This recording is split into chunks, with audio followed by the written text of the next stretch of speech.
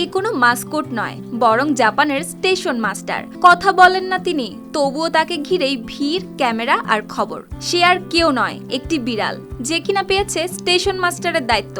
গ্রামীণ একটি railway station বাঁচিয়ে রাখতে জাপান বেছে নিয়েছে অপ্রত্যাশিত এই নেতৃত্ব।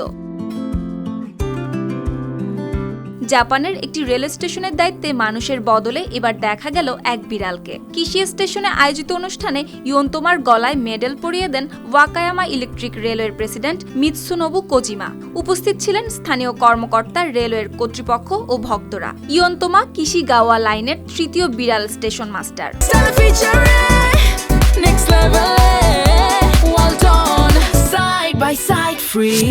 এর আগে নিতামা প্রায় 10 বছর এই দায়িত্ব পালন করে স্টেশনটিকে জনপ্রিয় করে তোলে। গত বছরের নভেম্বরে নিতামা মারা গেলে দায়িত্বটি হয় শূন্য। এরপরই ইয়োন্তোমাকে নতুন স্টেশন মাস্টার হিসেবে মনোনীত করা হয়।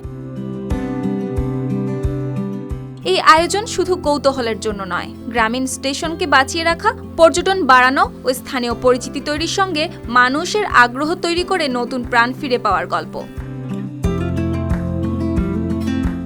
News desk, RTV।